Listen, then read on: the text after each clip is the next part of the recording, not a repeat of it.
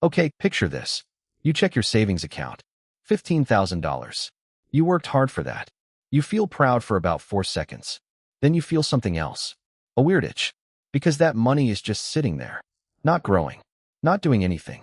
Just existing, like a car parked in a garage with a full tank of gas that never goes anywhere. And maybe you've felt that tension before. Am I doing this right? Should that money be somewhere else? Should it be working instead of resting? Here's the thing. Most people fall into one of two camps. Camp 1 is the saver. They hoard cash. They feel safe. But inflation is quietly eating their money alive while they sleep. Camp 2 is the reckless investor. They watch one YouTube video, dump their entire savings into some meme stock, and 3 months later, they've lost 40% and sworn off investing forever. Both of these people are wrong. And today I'm going to show you the exact path between those two extremes.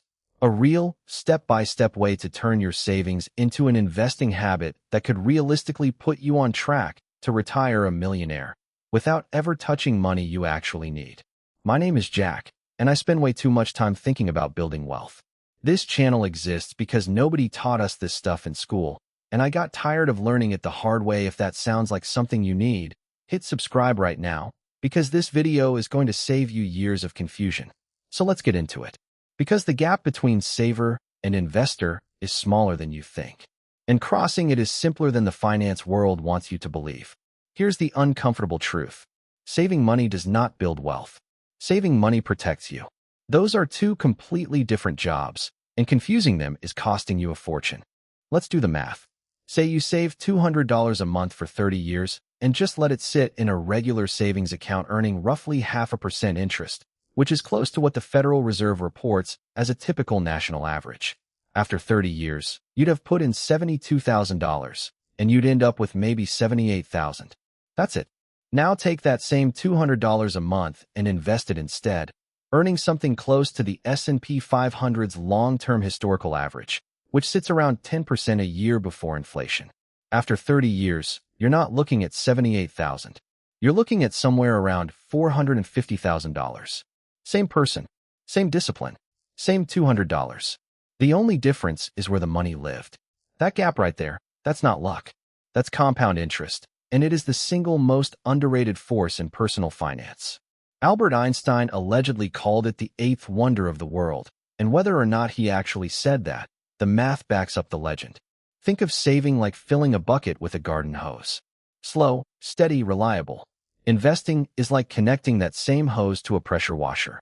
Same water source, same effort, completely different output over time. Let's make this real.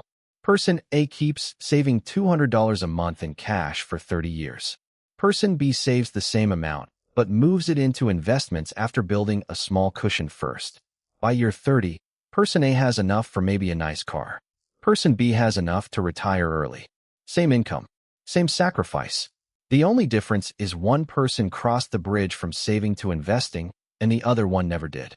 Now, before you roll your eyes and think, easy for you to say, the market could crash and wipe me out. You're not wrong to worry about that. But that fear is exactly why most people stay frozen in savings mode forever, and it's also exactly why the framework I'm about to give you exists. It's not about going all in overnight. It's about building a bridge, one plank at a time, so you cross safely instead of jumping blind. Step 1. Build your bridge fund first. Before you invest a single dollar, you need 3 to 6 months of expenses sitting in a high-yield savings account, not a regular one. This is your safety net. If your car breaks down or you lose your job, you pull from here, not from your investments. Say your expenses are $2,000 a month. You want $6,000 to $12,000 parked and untouched before you move forward. This isn't the boring part of the plan. This is the part that lets you invest without panic later. Step 2. Open a retirement account and claim your free money. If your job offers a 401k match, that is priority number 1, because that's an instant, guaranteed return before your money even touches the market. If there's no employer plan, open a Roth IRA instead. For 2026, you're generally able to contribute up to around $7,000 a year into an IRA, though you'll want to check the current limit since it adjusts. This step alone, done consistently, is what separates people who retire comfortably from people who work until they're 75. Step 3. Automate before you can talk yourself out of it. Set up an automatic transfer the day after payday, moving money straight from checking into your investment account. Not whatever's left over at the end of the month, because there is never anything left over at the end of the month. This works because of a concept called present bias, our brain's tendency to overvalue money we can spend today versus money that helps future us. Automating removes the decision entirely. You're not relying on willpower. You're relying on a system. Step 4. Pick boring and stay boring. A low-cost, broad market index fund is genuinely enough for most people. You do not need to pick winning stocks. You do not need to time the market. You need time in the market. Think of it like planting an oak tree. You don't dig it up every few weeks to check the roots. You plant it, you water it occasionally, and you let years do the work you can't do yourself. Here's the comparison that matters. Sarah starts this exact process at 25, investing $300 a month. Mike waits until 35 to start the exact same plan. By 65, assuming that same rough 10% average return, Sarah could end up with over $1 million. Mike, despite investing for 20 years instead of 30, might end up with less than half that. Same strategy, same monthly amount. The only difference was 10 years of hesitation. That hesitation has a name too. It's called loss aversion, our tendency to fear losing money so much more than we value gaining it. And it's the exact thing keeping good, smart people stuck in savings accounts for decades. A friend of mine, I'll call him Dave, sat on almost $20,000 in savings for years. Too scared to touch it. Every time the market dipped in the news, he'd tell me, "See, I made the right call staying out." Then one day he finally did this exact framework. Bridge fund first, employer match, automated transfers, boring index fund, and he stopped checking it daily. 5 years later, that same anxious guy texted me a screenshot of his account, up nearly 40% from what he put in, and he said something I'll never forget. He said, "I wasted 5 years being scared of my own money." So let's recap. Step 1. Build your bridge fund so fear can't control your decisions. Step 2. Grab any free employer match and open a retirement account. Step 3. Automate the transfer so willpower is never the deciding factor.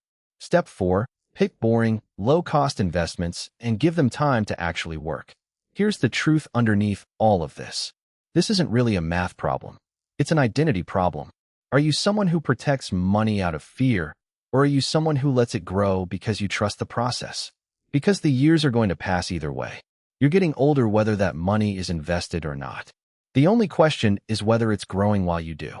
If this helped you see the bridge between saving and investing a little more clearly, hit subscribe, because I've got more videos coming that walk through exactly this kind of step-by-step path. So tell me in the comments. Right now, are you still stuck in saver mode? Or have you already crossed the bridge into investing?